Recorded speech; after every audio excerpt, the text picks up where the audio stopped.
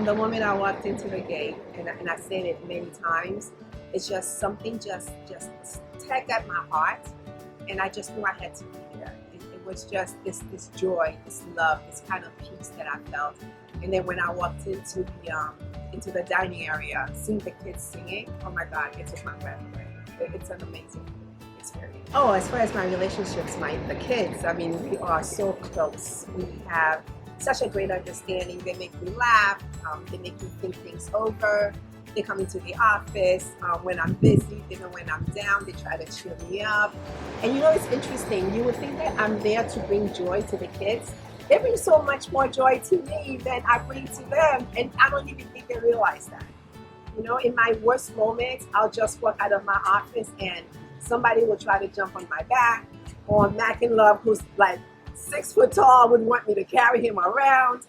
It's just, the silliest moment just happened on my 5th anniversary. So they did a surprise celebration for me that I knew nothing about. So here I am sitting there, I'm overwhelmed, I'm emotional, and I'm thinking, and I was a little scared because I didn't know what to do. I didn't know what to expect because believe me, those kids, they come up with things that would really shock you. And so I'm sitting there and then the music plays. And then Tuvno comes and he asks me to dance. I didn't know what to do, and then I just got up and I danced with him. It was such a great moment for me. You know, here I'm thinking little Tuvno, who's now almost this tall, and asking me, Manmi Love, to dance. So that was an amazing experience. It just takes over your heart, you know, because you know where some of them could have been and to see where they are. And the most important thing for me, they don't take what they have for granted, you know, so they know that I'm here, I need to do well, because that's my only chance to really do something for myself and for my country. What a contrast, huh? I mean, Delienne is 20 years old. I still can't believe that she's 20. And to see how we are trying to prepare her for what's out there, and then we're doing the whole opposite, preparing Janila for what awaits her at Brit's home, you know, and to see Delienne taking her under her wing.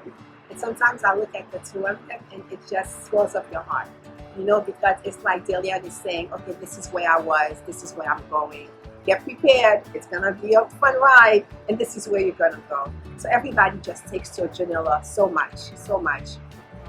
So with the transition program, we are preparing them so that when the time comes for them to actually leave and be on their own, they will be prepared, you know, so that there will not be any confusion. Granted, we will not be able to prepare them for everything that awaits them, but at least we're trying to do the best that we can. And they also know, even though they're going to be gone, they know that we will always be there for them, you know, to support them. So I think just that in itself gives them the comfort and the courage to go out there and deal with whatever's there, because they could always come back and say, I have this problem, what do I do? Or whatever it is, but we'll be there for them. My greatest hope is for the kids' well-being. I just want them to be okay. I don't care if they're not doctors or architects or whatever. I just want them, once they are on their own, to be able to deal with life, whether it be in Haiti or anywhere else. I mean, what I hope for the kids is what I hope for my own biological kids, because they are like my own. You know, that they grow up to be good people. That's important. I want them to be good people, responsible, loving, and being able to give back in whatever way it is, and to also, because they've gone through so much, to be able to mentor others like them so that they remember where they were, so that they could help those others get to where they might need to be. With the craziness and the joy and the laughter, it's Brit's spirit is always at Brit's home. That's what got me to Brit's home, because I knew a little bit about Brit from reading the book and from what I was told.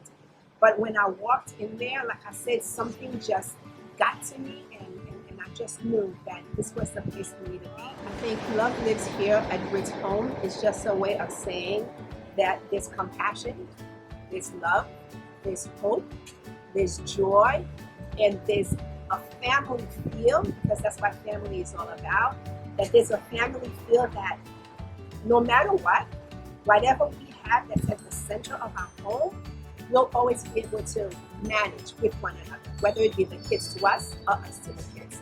to me, that's what Love Lives Here is all about. Just being loving. It's the human thing to do. For those people. Thank you so much to everyone who has supported us and who continue to support us.